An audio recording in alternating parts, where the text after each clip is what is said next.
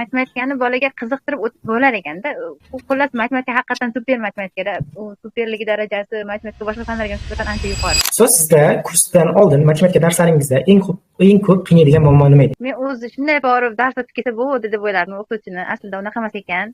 Bolani qiziqtirib ushlab qolish, bolani ko'paytirish, o'qituvchini bilim o'rganib, keyin o'shani yana o'yinlar, har xil qiziqarli narsalar, boshqotirmalar bilan o'zida ushlab qolish uchun o'qituvchiga kasbiy mahorat kerak bo'lar ekan. O'shuning uchun men kursga pul to'laganimdan afsuslamayman. Boshida pul to'lashga qiynaldim, lekin o'tgan oy o'qimaganimda bu oy qanaqa bo'lmasin baribir o'qirdim, chunki baribir qiziqishim bor edi. Afsuslamayman.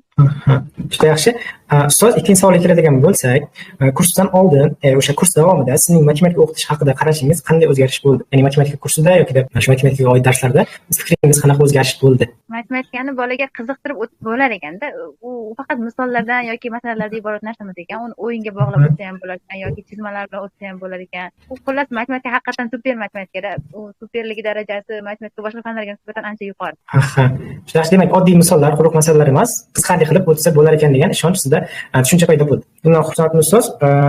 Keyingi savolimiz kursda o'rgangan qaysi metodingizni berib o'tdik bu savolni ham o'sha qaysi metodni, qaysi qo'llanmani, qaysi bo'limni foydalanishni boshladingiz va o'quvchilaringizda qanday o'zgarish bo'ldi, qanaqa ulardan fikr bo'ldi? O'quvchilarda emas, o'zimning fikrim, sudokuda haqiqatan men oldin sudoku o'ynaganimda, hammada sudoku bo'lsa kerak, sudoku o'ynaganimda prosta raqamlar to'ldirib qo'ysa bo'ldi deb o'ylardim. Unaqa emas ekan. Uni ham qoidasi bor ekan.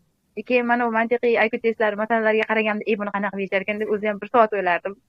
Endi keyin darslar o'tib o'rgangandan keyin unda qanaqadir haqiqatan shunday mantiq topsa oson yechadigan qiziqarli masalalar berilgan ekan. O'zingiz ustoz faoliyatingiz qanaqa? Boshlang'ich sinf o'qituvchimisiz yoki mental arifmetikadan dars berasizmi? Mental arifmetikadan endi yaqinda dars berishni boshladim. O'zim hali institutda o'qiyman. Institutda. Yo'nalishingiz qanaqa? Matematika va informatika yuqori matematika. Lekin mana shu matematika o'rganganimdan xursandman, chunki xudo xohlasa endi maktabga ishga kirsam, endi buni qo'llashga ishonchim 100% bo'lib turibdi. Xursandman o'qiganimdan. Rahmat ustoz kattakon. Va yana bir savolimiz ustoz, agar bu kursda qatnashmagan bo'lganingizda nimani yo'qotgan bo'lardim deb o'ylaysiz? Bu kursda qatnashmaganimda yo'qotadigan narsam ancha katta bo'lardi, lekin topganim undan ham katta, chunki xo'p, kursga to'lagan pulingiz miqdori o'zini oqladimi? Mana shu savolni kutib turganim. Bu kurs bilimni o'zi pul bilan taqqoslasak, bu ozgina pulda, aslida ozgina pul. Chunki qancha mehnat, o'quvchi qancha o'qigani yotadi, qancha kitob o'qigani yotadi, uni keyin bolaga yetkazib berish uchun ham baribir vaqt sarflaydi.